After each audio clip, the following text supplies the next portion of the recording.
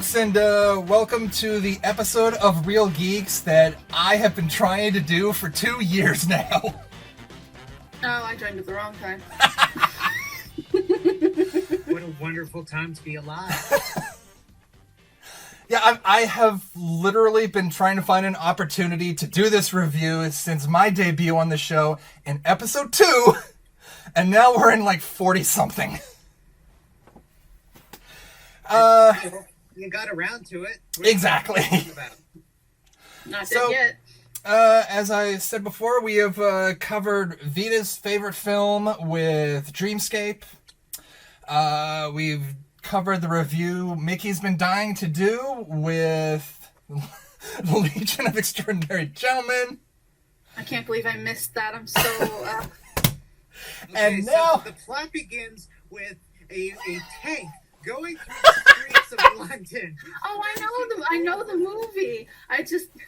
I remember thinking, wow, this is a friggin' mess, seeing it as a kid, but it's like, this is a fun mess, oh, yeah. You know? So I'm disappointed that I missed that review, because I would not have minded, visiting that with other people. So yeah, no, you can go back and watch us basically lose our minds for nearly 2 hours. It's delightful. It's in real time. It's fantastic. Beautiful. But meanwhile, it's now my turn with 1994's The Shadow. Was consumed by evil. For as long as you can remember, you've struggled against your own black heart. Shoot through him. Every man pays a price for redemption. I'm not looking for redemption. You have no choice. But I will teach you to use your black shadow to fight evil. He became the Shadow. I didn't see anything. I swear. Dump him. Who's there? Did you think you'd get away with it? Did you think I wouldn't know? Now, when the world is in danger, report. Police investigation of murder. Agent advises inquiry. Who knows what powers stir in the night? Whatever you did, it's in the past. Join me. Inside you beats a heart of darkness. I do what I do to fight back the evil inside me, but some part of it is still there, waiting. Genghis Khan conquered half of the world in his lifetime. I intend to finish the job. And when the adventure begins, Activate the bomb. who knows where it will end? Alec Baldwin, John Lone, Penelope Ann Miller, and Tim Curry. Who knows what evil lurks in the hearts of men? The Shadow. Exactly.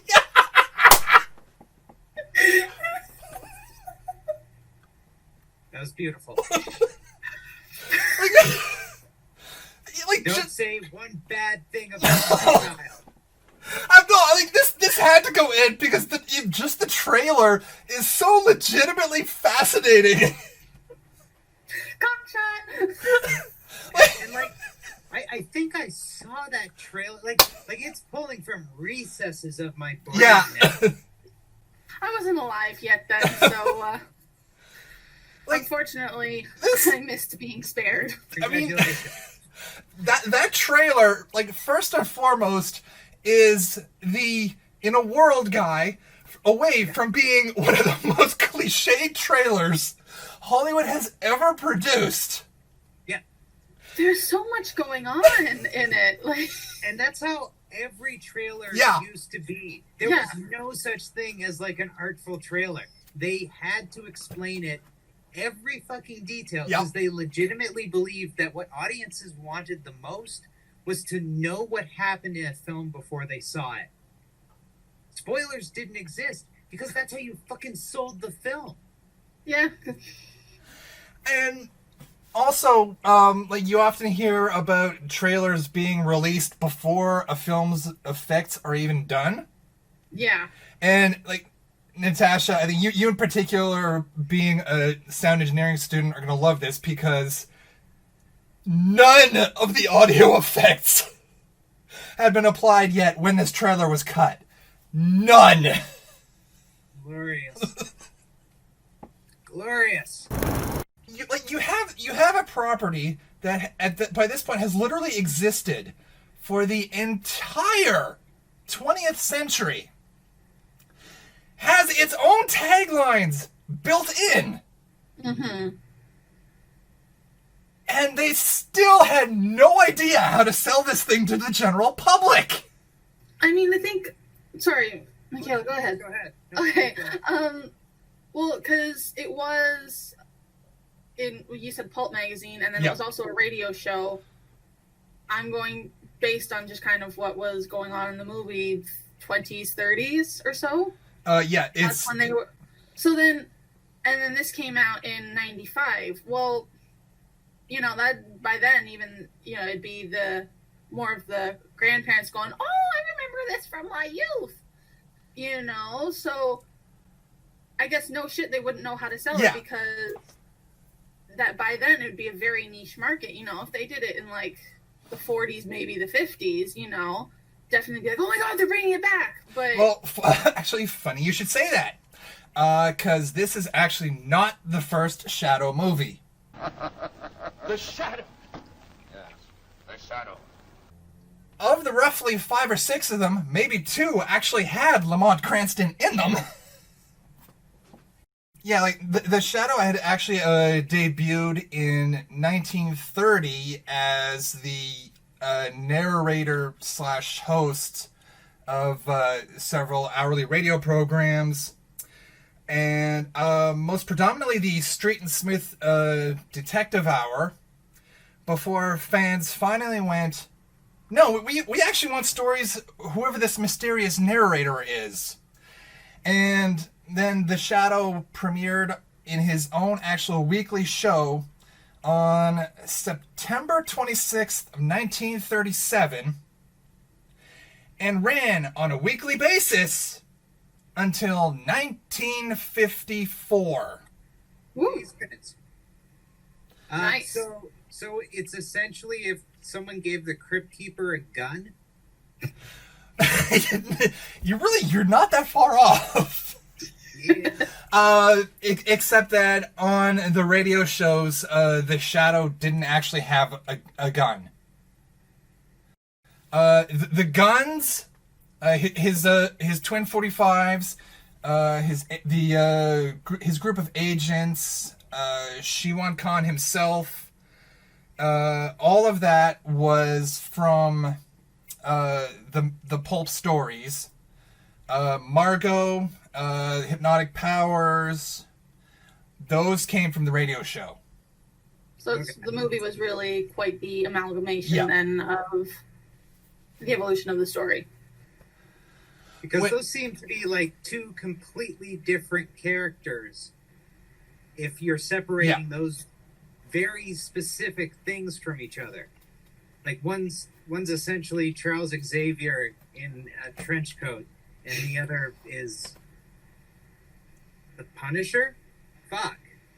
Well, more or less. I mean, there's a reason that this is the character that largely inspired Batman. Yeah. And, you know, like I said, the Shadow has been in basically the background of pop culture for close to 100 years now. Yeah. Oh, and like speaking of inspiring Batman, it's Batman that inspired the creation of this film, or at least the financial go-ahead of it. I wouldn't be surprised. Yeah, 1989's Batman was a fucking smash success. Like, that was the summer of Batmania, and it completely redefined. People like to say, "Oh, Frank Miller redefined Batman." It's like, no, Tim Burton redefined Batman. Yeah, because that's how you actually reach people. People aren't reading his comic book; they're watching the movie, and so that, in returns, were such incredible hits that the early '90s is this just parade of pulp attempts to recreate it, like Dick Tracy and such.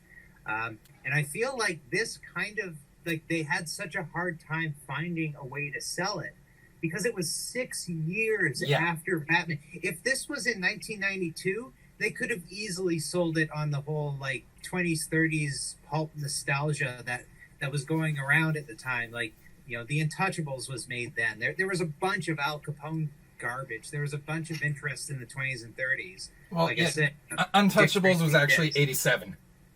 87? Yep. Jesus Christ. Oh, Untouchables is a future episode we need to do because I don't know of an action film cliche that cannot be traced back to that movie. And like, how was it 87? That's fucked up. I love it. We gotta do that because I want to rewatch this. I want to see them shamelessly rip off Potemkin again. Fuck yeah. Genius steals. But yeah, it sells. So like I said, this character's been around for close to 100 years now, and even when the radio show finally went off the air, there was books, comics, fan fiction. Oh, no doubt. Let's be honest. Probably. Yeah.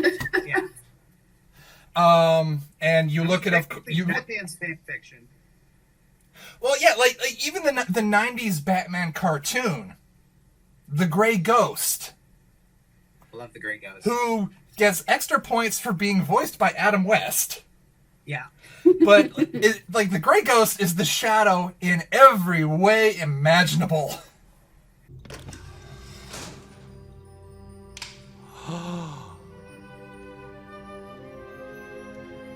As a kid, I used to watch you with my father. The Gray Ghost was my hero. So it wasn't all for nothing. So, to wrap up the single longest intro we have ever recorded. You're welcome.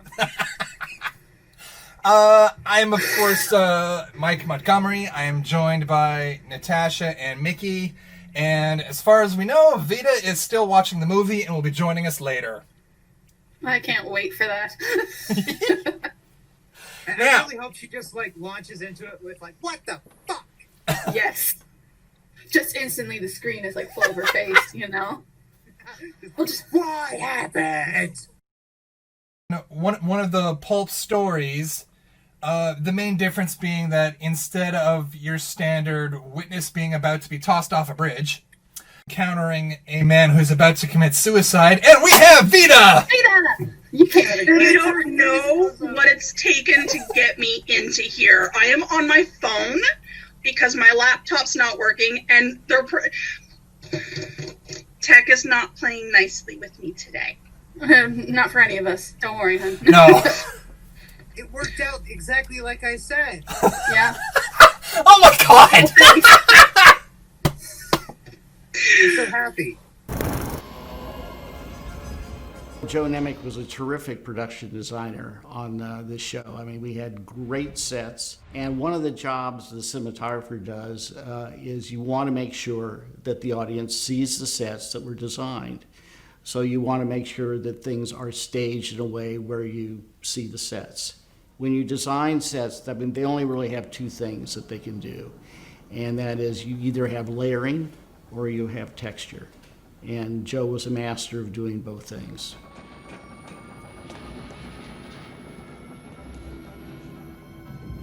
Joseph Nemec. He was perfect, I think, for the Shadow.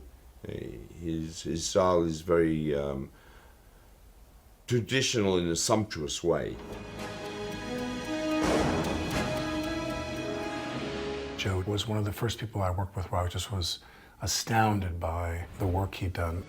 Watching what Joe did, I really was, it was kind of an eye-opening thing for me to see all the work that went in and all the details that went into that wonderful scene where Andre Gregory is at the controls and he's the voice of the control station there with all the pneumatic tubes and all the way New York is laid out that way in that kind of wonderful low-tech way.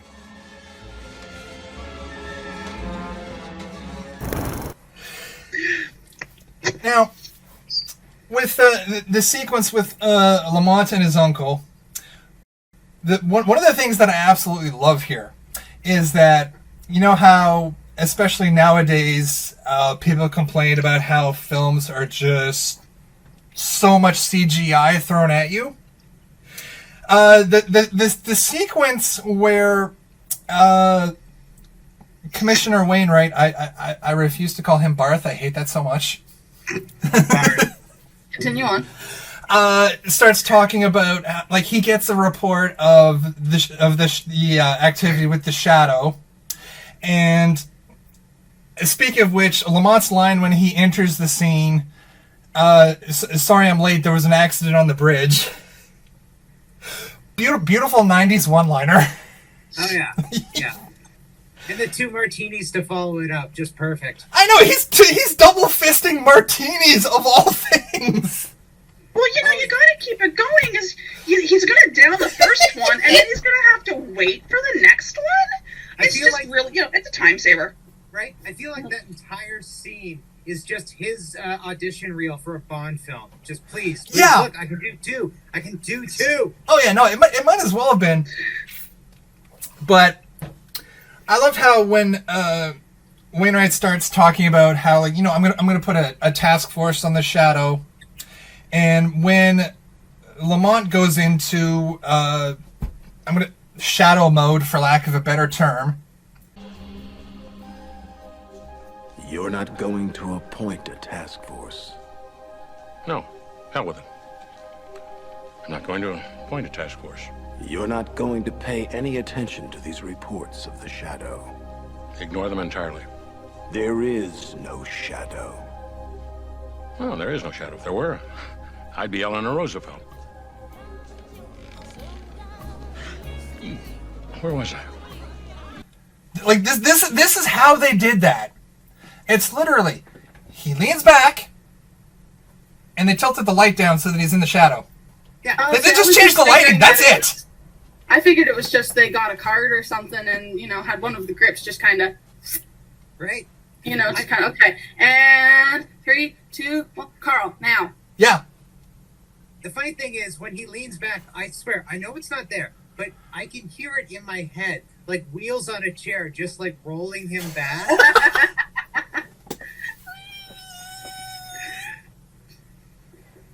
Look, I can do it too. Oh yeah. You're in great pain, aren't you? You know what evil lurks in the hearts of men, for you have seen that evil in your own heart. Every man pays a price for redemption. This is yours. I'm not looking for redemption. You have no choice. You will be redeemed, because I will teach you to use your black shadow to fight evil. I wouldn't do that.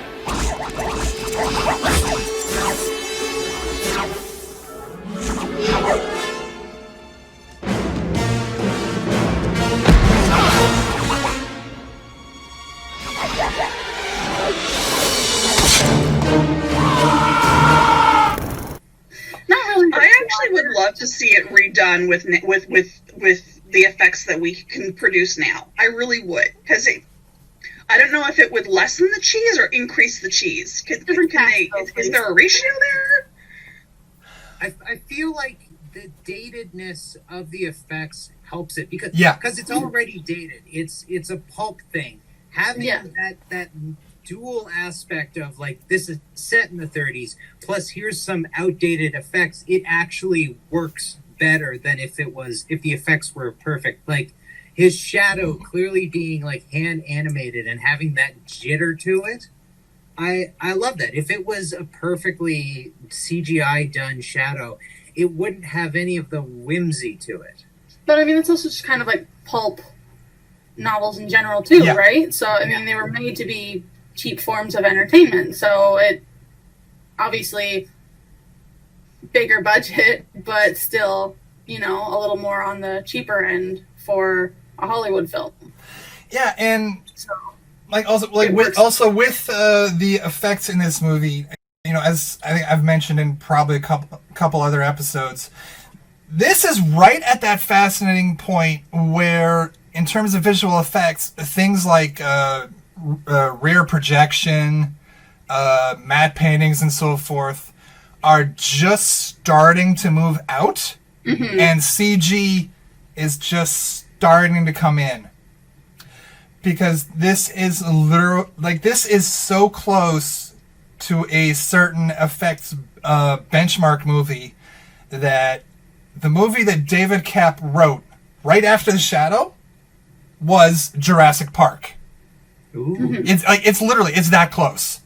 I was actually going to say, if you want to see like how fast film design, like film effects can move, check out 1989's Ghostbusters 2, which is, serviceable for an 80s effects film. Yeah. And then 4 years later, you end up with Jurassic Park. 4 years to go from, again, as you say, using rear projection to full-on CGI that still, in many aspects, not all, but many aspects, holds up today. Penelope Miller plays the Shadow's sexy love interest. Her character has telepathic powers that confuse the Shadow. Your eyes, I have to go. my character gets to have powers, and still be, good, and then be the love interest, but not ever have to be a victim. And in fact, when she joins forces with the Shadow, or with Lamont Cranston, who's Alec Baldwin, they become a more powerful force as a team. I am half convinced that Penelope Ann Miller walked out of actual 1930s Hollywood and onto the set.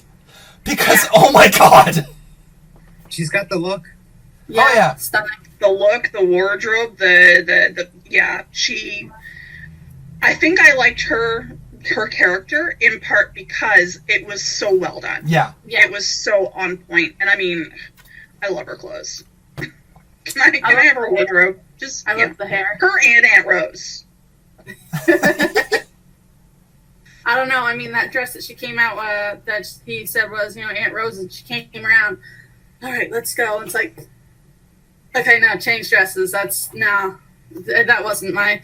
No. It's ruffled. Well, you were the one who threw it on the ground there. I mean, it's velvet. Come on.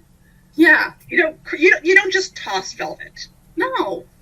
I mean, I've got a pair of rayon pants there on the floor that, I'll probably grab later. Go, okay, let's go. Who's there?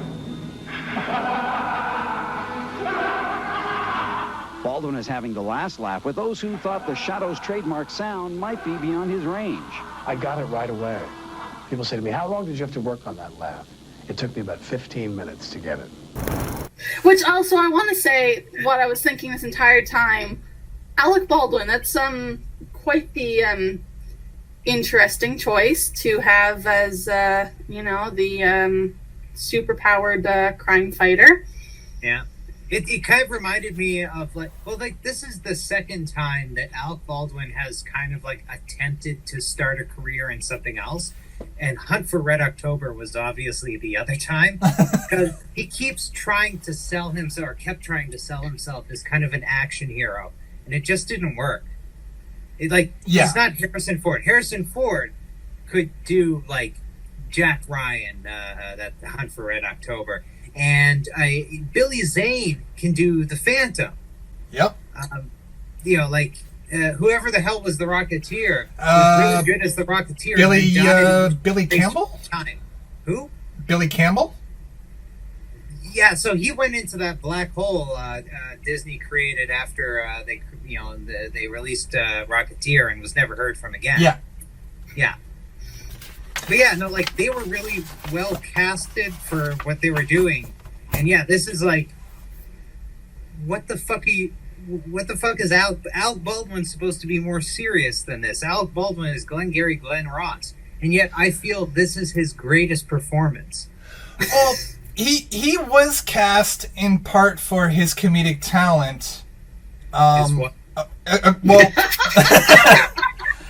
this is what was said on that retrospective on the Blu-ray that I mentioned earlier, and I look at Baldwin's time on Saturday Night Live, for instance, and I'm kind of going, I can see the logic. Now that said, that's why Mike has glasses, guys. All I can see, the only time I find him funny is his character from 30 Rock. Yeah. Which is essentially Lamont Cranston if he wasn't the Shadow. So I almost want Lamont Cranston to be more of a dick to actually fit that, and just be like, no, it's, he's just playing it up, but like, how Bruce Wayne kind of acts aloof. Cranston decided to just be a complete fucking ass bag.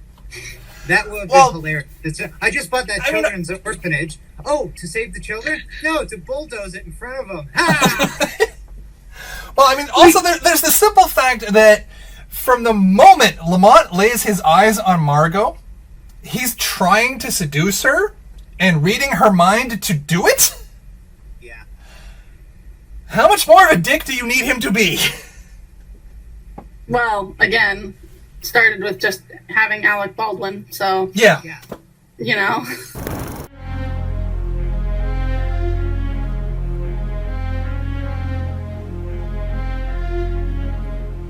Well. If it isn't the tuxedo himself.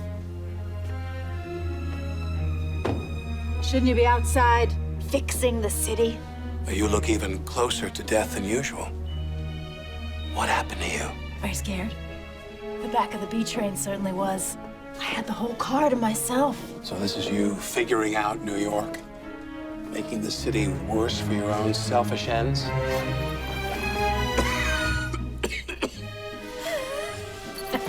Is that your gym bag? Aren't you a human woman? It's these new microfibers. They keep you dry. But it all has to go somewhere. So, today a subway car. Tomorrow what? All in good time, Jack. Will you take something for that cough already? I'd rather see if it gets better on its own. Do you want me to go on my antibiotic rant? It's endless. You'll beg for death. There's a war going on out there. And you're gonna have to pick a side. I've always wanted to say that, and I can't believe I've wasted it on you. You've crossed the line, Lemon. Someone's gonna stop you. New York is gonna stop you. The old Liz would have agreed with you. But that was 2 days ago. Now, I don't cross lines. I just make them disappear.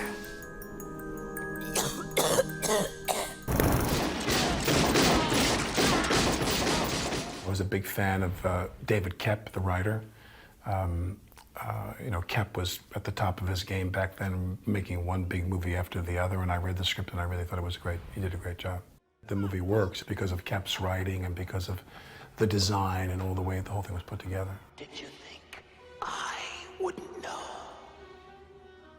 I started writing on The Shadow before I'd had a big movie made. I had done a couple independent movies. Over the course of writing The Shadow, Jurassic Park, Death Becomes Her, and then Jurassic Park both came together, which, so it was a really exciting and fertile time. You know, I was in this period at Universal. I think I had 5 movies come out in 2 years. I had worked with David Koepp, our writer, before because he wrote Carlito's Way. The Shadow, completely different genre, completely different type of movie. He's a prolific writer and so talented, and just, it was really an honor to be a part of another one of his great scripts. I think next thing we should probably go to is the first meeting between Lamont and Shiwan Khan, where Khan just magically appears inside the Shadow's sanctuary because, again, movie has to movie. Yeah. Which, in and of itself, is pretty much a hallmark of, especially the superhero movies of that era, where there's a lot of, you just don't think about it. We're just going to keep the plot going. Don't think about it, huh? Let me think. So there's a guy who's trapped in a Tibetan artifact that talks about Khan. How old is the artifact? How old's the guy that's in the artifact? Because, I mean, A, he speaks English very well. B, he knows Brooks Brothers, and he knows, is that Midtown? Like, I mean, there are a lot of things about this guy. Are we just supposed to assume that because he's this other world being in some sort of way that he gains this knowledge through the ether? Like, there are questions. That's why, like, it would have worked better if it tied back to that earlier thing of like, my brothers will have my revenge, and it's like, okay, maybe this whole thing is the revenge. Someone has been like, they've been setting it up. One of them has been in New York this entire time, learning about Lamont Cranston and getting into like installing things so that they can fuck with them.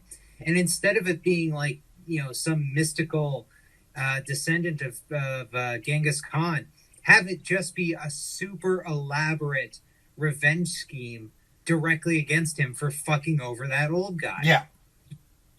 It would have, and the father-like figure. Yeah. It would have been a character arc where he would have been like, oh, I'm paying for the sins of my past. Oh, yeah, no, that absolutely would have worked. I think the logic with Shiwan Khan is, I think, essentially, it's because he's the Joker to the Shadow's Batman.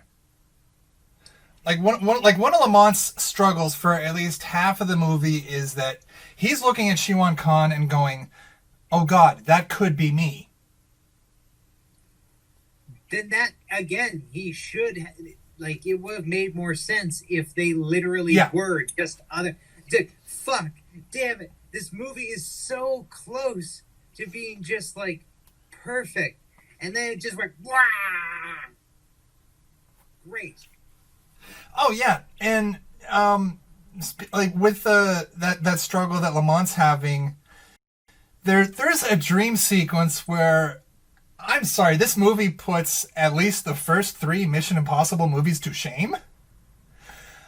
Because the sequence where Lamont, like, literally just pulls his face off and reveals Shiwan Khan underneath, that's actually shot better than any of the mask sequences in at least the first few Mission Impossible movies. It was decent. Like, they just the way that they hide the cuts in that sequence. And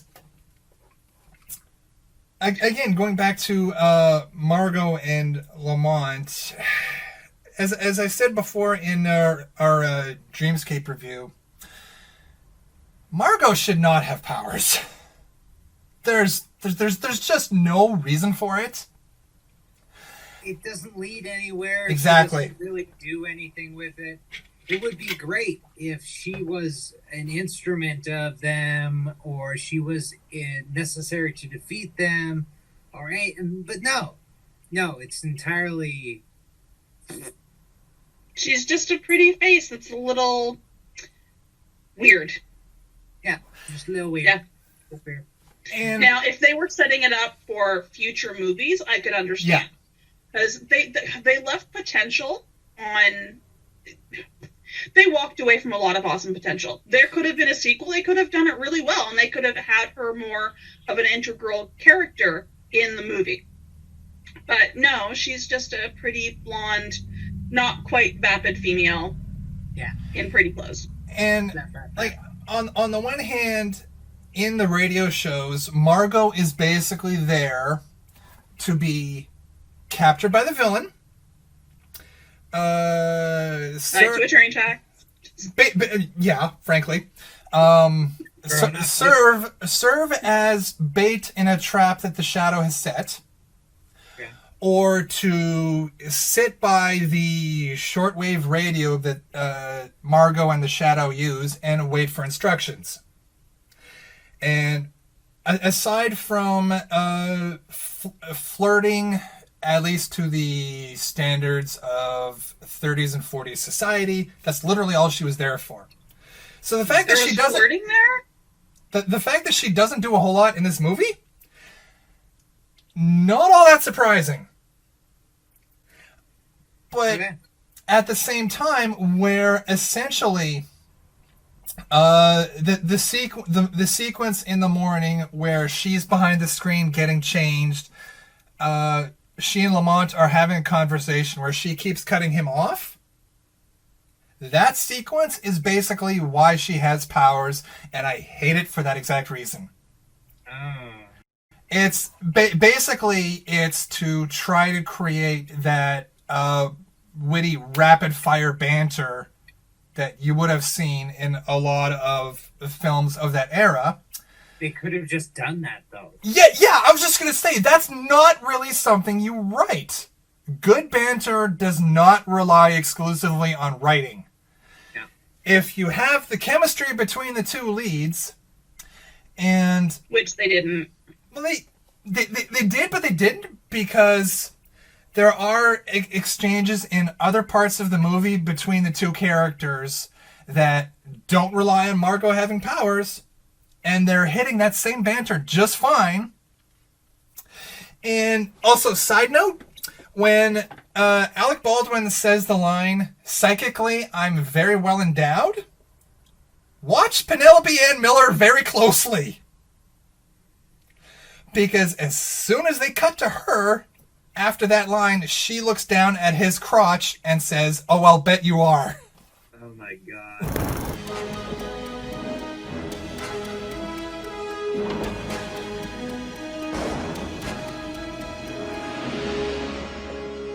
Yingo. I surrender. You're finished, Khan.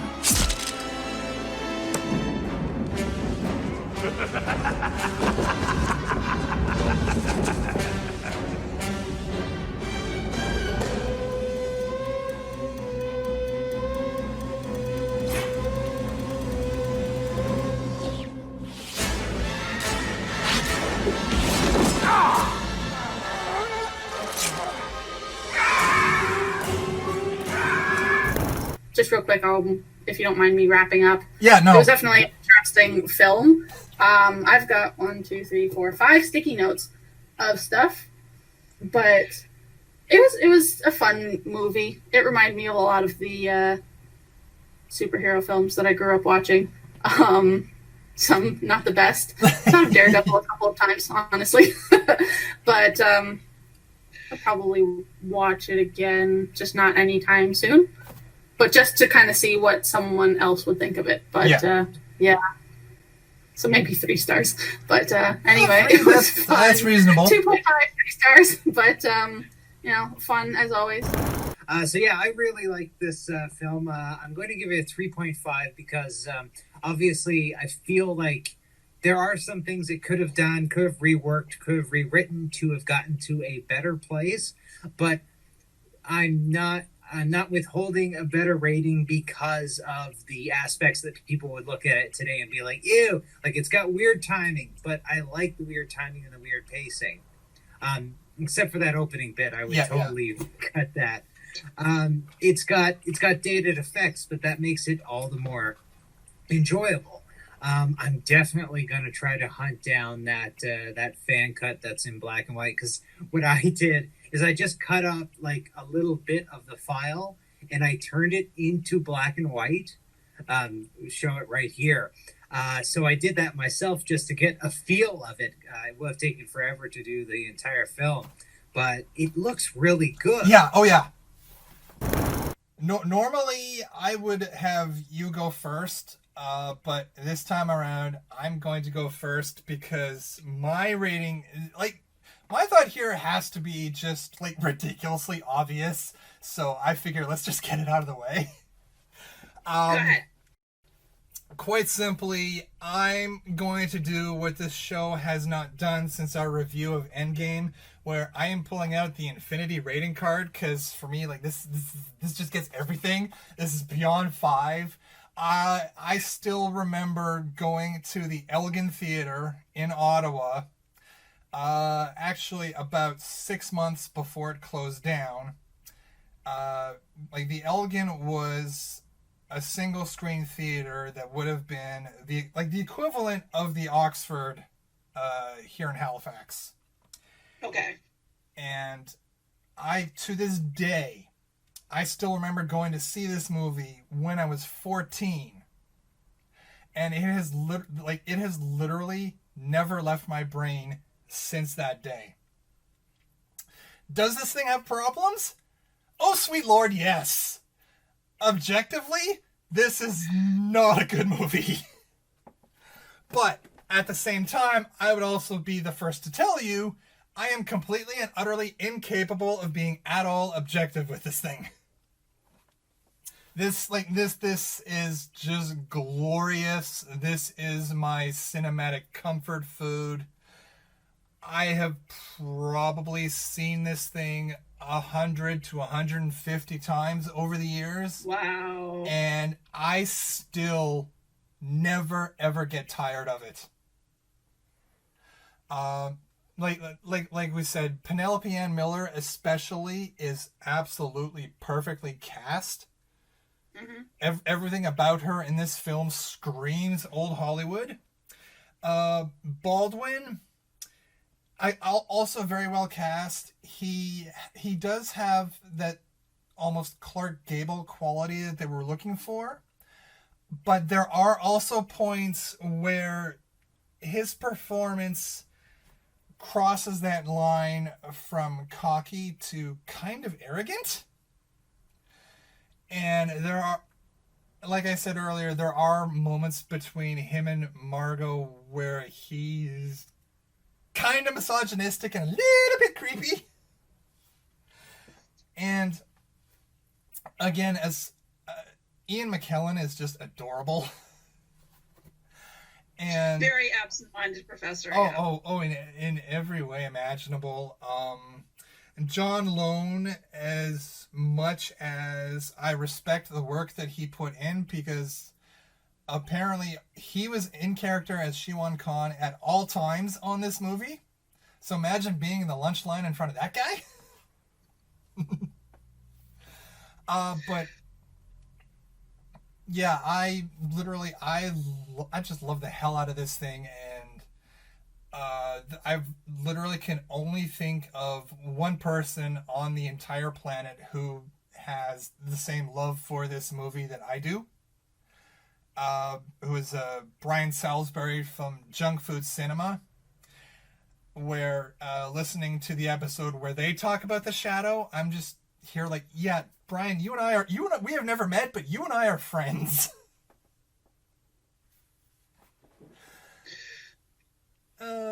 Vita, what about you? For all that it was cheese and for all that it had issues, I actually did enjoy it. It is a movie that I would willingly watch again.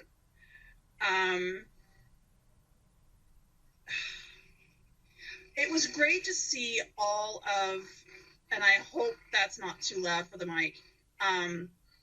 It was great to see all the familiar faces.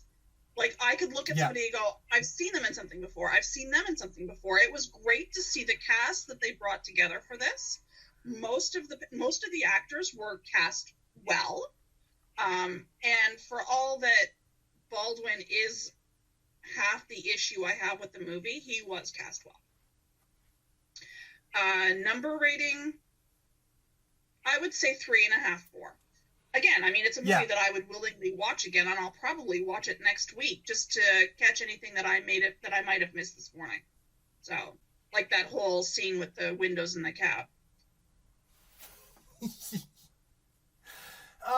It's probably one of my all-time favorite continuity errors in all of cinema. I want to look at all the little trivia and the inside stuff that's on IMDb too, just so that I can get a better idea of what others may have caught, and then watch the movie again. So I'm looking forward to watching it again. And I'm going to tell you right now, yes, one of those entries is mine. Oh, okay. One of the things that I talked about early on is in the opening credits of the movie. You know how every superhero film has that based on characters by credit? Yeah. In the one in this movie is actually wrong. Really? It says based on characters from Adventure Magazine or something like it was something that starts with A anyway. And that's actually inaccurate because Street and Smith Publications, who originally launched The Shadow, actually predates the company that they credit here. So like I said earlier, it's the equivalent of saying Captain America was created for Marvel Comics even though Cap actually predates Marvel. Gotcha. But with that, to wrap up, again, addytheadipose.redbubble.com if you are interested in Doctor Who related fashions and designs that have not been copied and recycled by 3/4 of the internet. And I'm not kidding. I mean, that one adipose workout design alone has probably shown up in at least like 50 stores. Wow. Give or take, yeah. But Vita, you? Well, we've heard from almost every annual show that I would have had booked, and they're all, surprise, COVID canceled. Shocker. We are currently up to, what? So HellCon's canceled, Geekwinox is canceled, Montreal Comic Con would have been this month. I think we're currently up to, we're waiting to hear from Christmas at the Forum, which would be November. Yeah. In the interim, I am making a few online sales, and I am making masks and masks and masks. I bought more fabric today. Ooh. Yes. Like that. I mean, it's not like I had this ready to pull out or anything. Good, because mine's buried somewhere. But yeah, no, I've got a lot of cute, geeky fabrics. And today I picked up some coffee-inspired fabric. There's a chance I'll be hitting Avonport Discount Fabric Store sometime this week to get more, good lord, geeky fabrics. Because I only have, let's see, including today's purchases, probably 80 different fabric options. I don't need any more. So no. Fabric, right? Clearly not. But yeah, that is my life right now. Work and sewing. So.